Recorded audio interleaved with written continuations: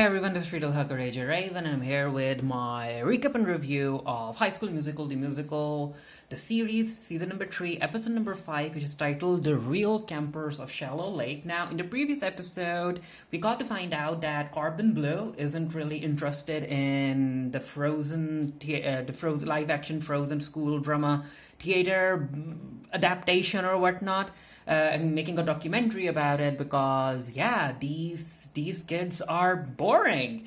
And EJ, because he wants this entire thing to be a success, for two reasons. He realizes that this project means a lot to Gina, and also he wants to prove to his dad that, you know what, like if he thinks that if he can make this thing successful, then his dad won't send him off to St. Louis for his gap year or whatnot. EJ ended up realizing that Corbin Bleu wants drama, so he was like, you know what, I can give you drama. Now, with how the previous episode ended, I really thought that the letter that Gina ended up reading, it was actually placed by EJ in order to cause drama, and I really thought that EJ was going to start scheming in order to make the rest of the kids act in a certain way without them realizing that EJ was being the instigator. But no, it turns out that I thought wrong, and these kids are way too kind-hearted. So EJ ended up bringing in Val, and he also brought in Carlos to help him out, and Carlos came up with this idea where it's all about showcasing the real campers of Shallow Lake, which is basically a play on the Real Housewives franchise. Watch what happens, damn. Castle? No, Real campers of Shallow Lake. So in order for this to work, Carlos came up with this formula. So each kid has to portray a specific role, and yeah, these are the roles. There's the judgy one. The jilted ex. Mm-hmm. The one with the dark past. Uh-huh. The crier. The one with the catchphrase.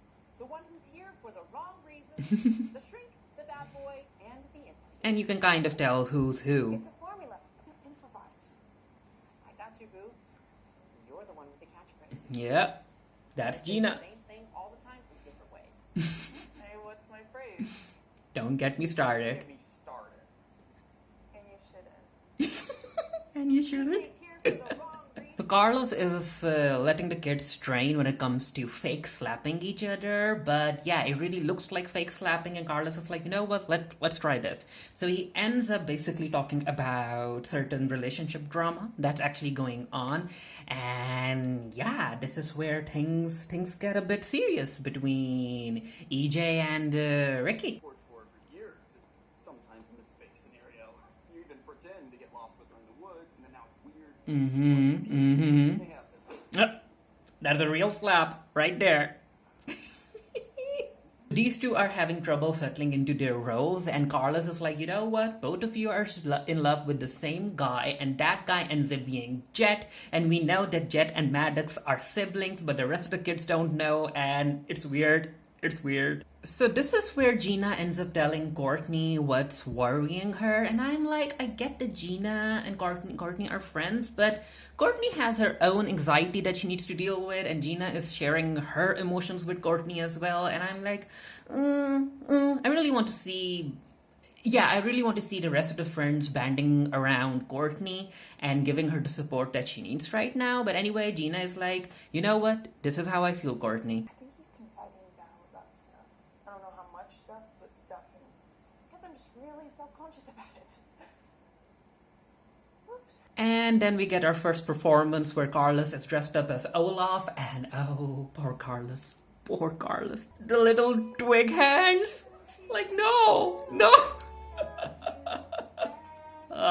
Yeah, this is where Carlos kind of messed up a bit, because he didn't invite these two to the meeting, and those two little girls have no idea what's happening.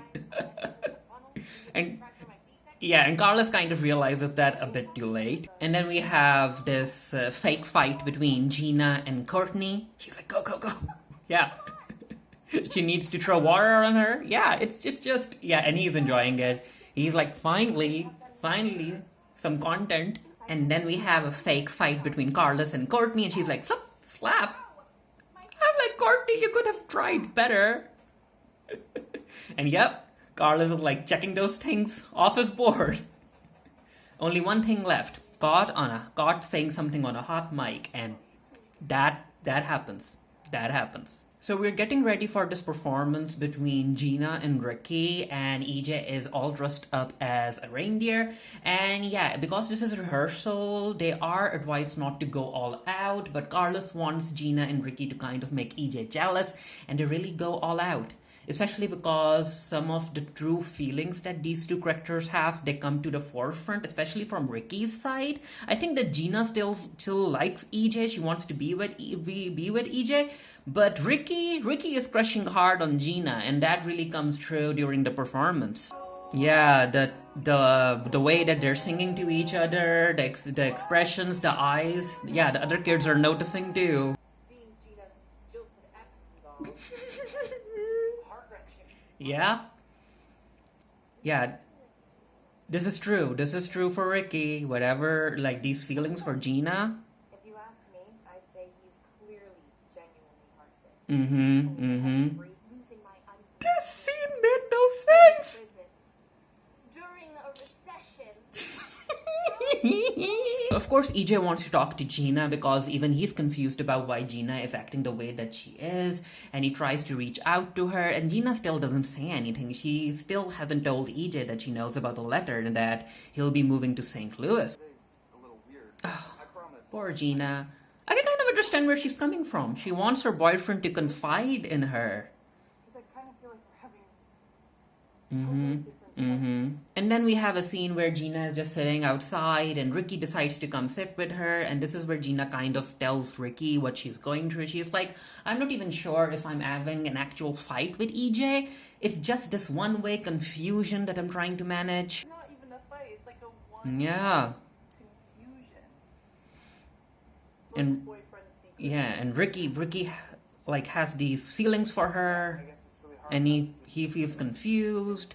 And this is where Gina comes out with it. She basically tells EJ that yep, the St. Louis thing. He's like, what? Welcome to the club. Uh-huh.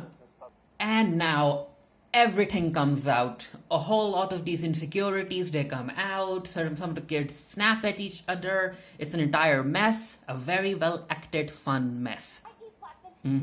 Courtney. Okay. She's being too anxious. Want to take it down like 1,000? Uh-huh. Being this anxious all the time is literally bad for your skin. And she's like, did you tell him? I'm sorry, what was that word?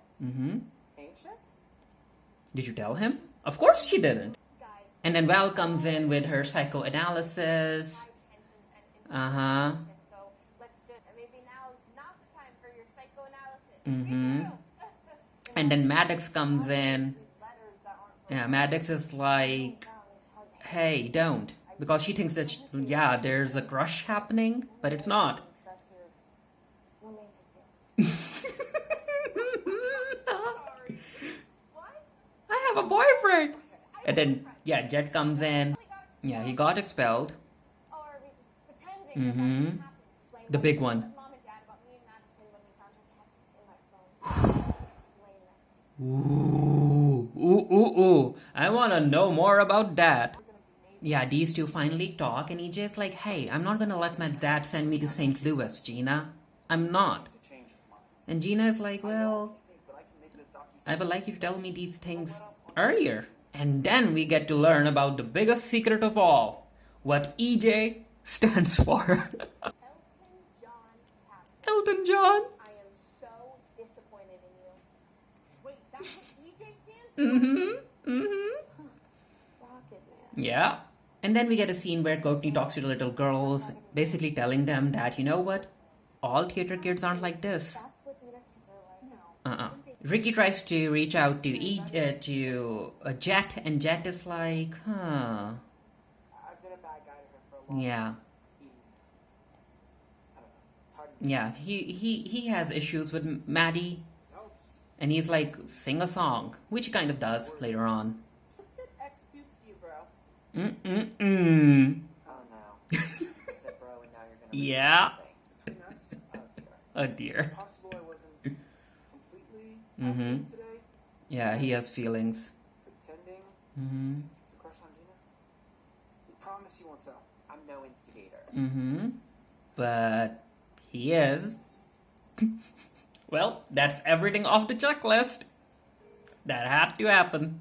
That just had to happen. And then we get a musical performance from Jet where he sings about wanting forgiveness from Maddie, and we get these little scenes where these two used to play together at camp, and we do get to see, in the present timeline, we do get to see Maddie overhearing Jet sing the song. But yeah, again, these two need to talk it out, like actually talk it out. And the episode ends with EJ wanting, going to call someone. I'm not really sure who he's calling, and I'm also not really sure why he didn't close the door. But yeah, he calls someone and asks them to come here as soon as possible. How soon can you be here? Mm-hmm. So that was episode number 5 for season 3, and yeah, it was fun. It was really fun. I really liked how a whole lot of things about the kids came out. And yeah, of course, I'm looking forward to seeing how the writers will let these characters manage all of these emotions and all of this drama. And anyway, let me know what you thought of the episode down in the comment section below. And until next time, stay happy, stay safe, stay blessed. See you guys later.